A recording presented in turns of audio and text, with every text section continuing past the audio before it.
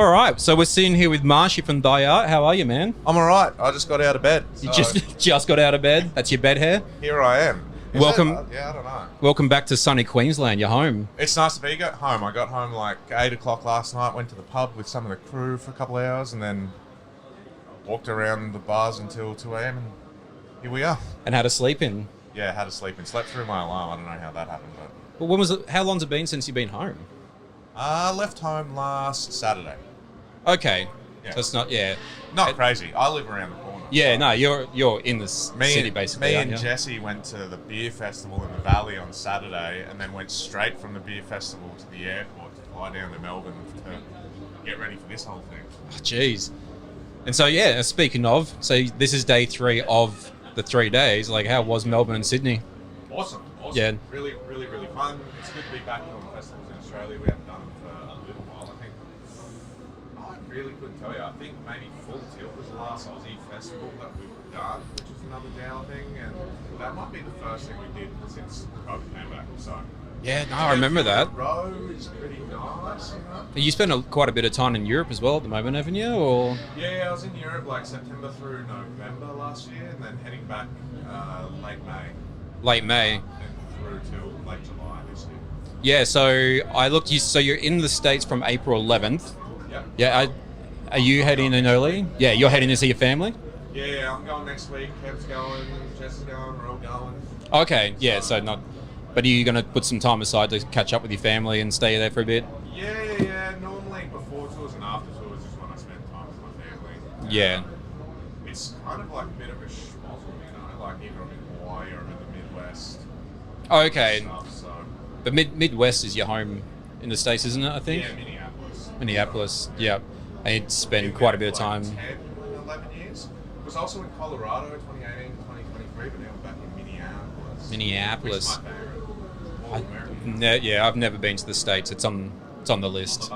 On the bucket list. If you go, just go to Minneapolis. Just Minneapolis. Fly into Minneapolis. Or Hawaii. Fuck LA. Or New Jersey. Like. I've got friends in Hawaii, so. Yeah. Long story. I've got friends in Hawaii. Oh, that's pretty nice, you know? Yeah, so I really should take them up on that offer. They did suck to go see him, so yeah. I recommend it. So I refresh my memory. So before you headed over to Europe last, you did a couple of shows here in Australia, didn't you, for the God Luck tour? No, am I tripping? Did you not play Cooley? No. Edit that out. We played like 2 years ago, I think. Fuck, man. Actually, we played it and then they shut down. It was still COVID stuff.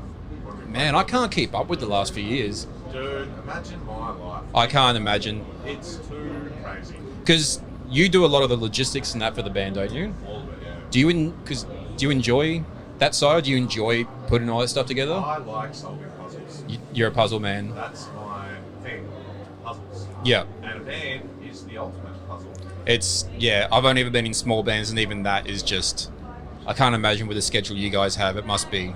No. Perpetual puzzle solving. But you get off on maybe not to that degree, but you enjoy it. Yeah, look, I dim the lights, a few candles. Jump in the bath with some rose petals. And then just go look at this logistics. Just the laptop in the bath. No, it is a fun challenge, You think anytime you've got to move 16 people around the world, which is generally a touring party, equipment, merchandise, performance show, do this. It's a massive feat. Technical difficulties. We're swapping. The yellow one was crap in the end. Yeah. Yellow one's gone. Oh, well, there goes yellow being a favourite colour. So hopefully you can salvage the audio from the other microphone. Yeah, we're good. Oh, Party. Cool. Happy days. Yeah, so I've seen footage from the shows in Europe, man. Like it's a big show. Like the setup, everything, the rigs and all that. It's mental. Like, that must have been a big job to put together. It was an immense job to put together. One of the things that I also enjoy is that generally every year I get the opportunity to learn a lot and do something that's bigger than I've ever had to do before. Expand the crew. I think, on that particular tour, we were like, it was 12 staff, 5 band. Like, it's a lot of stuff to kind of think about. What's the law on shooting lasers at people in this region of France. You Like, actually got to look into that kind of stuff, I guess. yeah, it's crazy. So you have to adjust for certain countries in that? Absolutely, yeah. The policy, the laws around pyrotechnics, the laws around lasers, the laws around this and that. And How's Australia compared to Europe?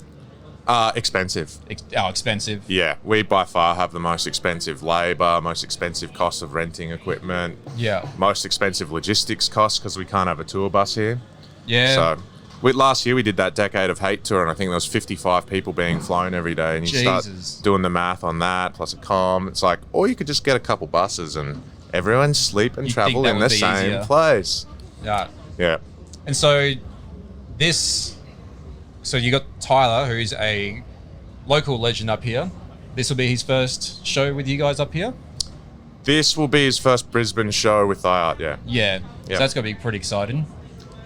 I don't know. We don't really get excited. It's don't get excited. I mean, we just get excited about the show. We don't get excited about specific things. Like, oh my God, Tyler, it's your first show. It's like, oh, don't mess it up. It's your first show in Brisbane. Yeah, don't fuck up. So, no, we don't really think about stuff like that. It's more other stuff like, oh my God, this is the first show with laser beams. Hopefully we don't blind anyone. Or, you know? Bring the logistics back into it. Yeah, we don't get very specific with our level of nerves. Although we did play our first show back in like 4 months on Thursday in Melbourne. Yeah. And it was like, you look at your hands and you're like, why won't they play guitar fast? I think you've said before, I think last time you spoke to Nev, you said you guys don't really jam too we much. don't. Yeah, we don't practice. So no, you just have a bit of a... We got together on Wednesday night for half an hour. Which is shorter than the set. No, the set's 35 minutes, so, you know. Yep. We just ran through it really, really quick. and then we left. Played them on double speed. Yep. So, I know you guys, especially, I mean, you being the person who really is in charge of logistics and that, I know you like to plan ahead. You told Everblack that before.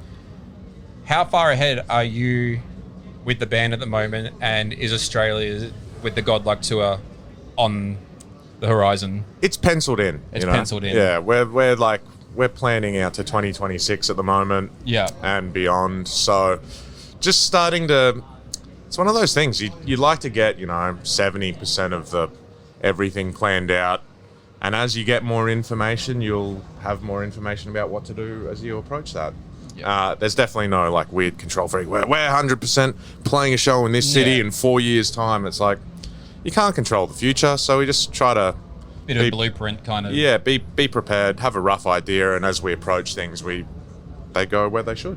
And do you look at, you look at the future, you go, okay, the idea is to do this. Do you also throw writing and that kind of jazz into it? Like, especially now that you got Tyler in the band, and I don't think it's gonna be that different, but. No, we're not really changing like how we do things.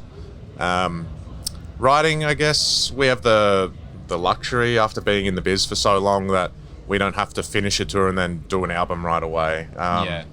We have this flexibility to say, we want to make an album in 6 months, so let's make sure that before we start writing, we have a couple months off. Give yourself some wiggle room. In the past, it was just tour for 10 months, write an album for 2 months, record it, and then start touring the new album already. Yeah. It went for years and years. I think we were playing, 200 and something shows a year for quite some time. And now we're lucky if we play 100 in a year. So a little bit more flexibility, a little bit more control and autonomy, which is nice. Do you enjoy working hard and playing 200 shows, or do you prefer to kind of put the bigger shows on and play 100 shows a year? Don't know, really. Each thing has its vibe that it brings to you, and you sort of, sometimes the grind set is pretty sick, and sometimes you're like, no, let's pull back and focus on some big stuff. Yeah. It just depends, on the year, what's available, what we're doing regarding a new album. Yeah. There's a lot of strategy involved in when you tour, with respect to when an album comes out, with respect to exclusivity, to future opportunities such as festivals. Like, we can't go out and tour Europe now. We have European festivals coming up in a few months. You're not allowed to. So logistically, you want to be there in their summer to play the festivals. Yeah, correct. And so it means that you can't do a lot of other things. Yeah. How do you keep yourself entertained? There you go. How do I keep myself entertained on tour? I have an office in the venue every day, and I sit there with my laptop and work, counting the merch inventory, figuring out when. Yeah, I mean, it's probably like, a 6 to an 8 hour workday on tour most days for me. Yeah, actually take it as a work day. Yeah, I mean, well, there's the show yesterday, and there might be accounting to be tied up regarding that. There's the show tomorrow and the day after and the day after that. Normally I'm working on the next tour that's also occurring. Then I got to play the show, so. Are you able to give yourself a break between tours when you're home?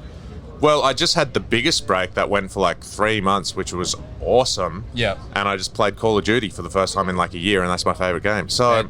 Well, I can join you on that because I was up until my PlayStation decided it didn't want to update COD. COD nerd. I was COD every night till 2 a.m. Yeah. It's I'm guessing your battle royale over Plunder. Yeah, I'm a Resurgence. You're Resurgence. I'm love too shit to be Resurgence. No, I'm Plunder and I just bitch in the corner. Research. So you get time now to still. No, I won't get to play for about another 3 or 4 months. Unfortunately, it's very sad. And then my thumbs will be rusty. There'll be 400 updates. Last year, actually, I was like, you know what? F this. I don't really pack for tours. Like, I just take a backpack. I can do a backpack for 10 months. Like, it's pretty impressive. That is. But a little hand carry suitcase, the one that you carry on, not checked baggage. And last year, my wife reminded me the other day. She's like, well, she was telling this story to someone else. He just emptied his suitcase thing, put his PlayStation in it, and left for 4 months. And I was like, oh, I did. I bought like HDMI cable, a US power supply, and a gaming screen, and just put it all on the bus. Just played that. So I could play COD at night. But it didn't work so good because everyone comes into the back lounge on the bus and parties, and I'm like, shut up, I'm trying to hear footsteps. So trying to hear the chests in the corner somewhere. Yeah, so I gave up now. So no one else in the band games? No, I don't think so. Oh, Sean plays Fight Night. It's a bit random. I don't think you know what that is. Yeah. It's like a boxing game. Ah. All right, we're going to wrap it up, man. It's been a good chat. Thanks for joining us. You're welcome. Yeah, enjoy.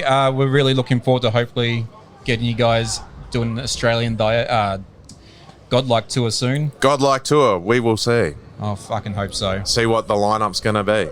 Fuck, I'm assuming epic, so. Well, I'm going to try. You're going to try it. All right, Marshy, thanks, man. I really appreciate you being here. Cool, no worries. All right, man. See you next time. See ya.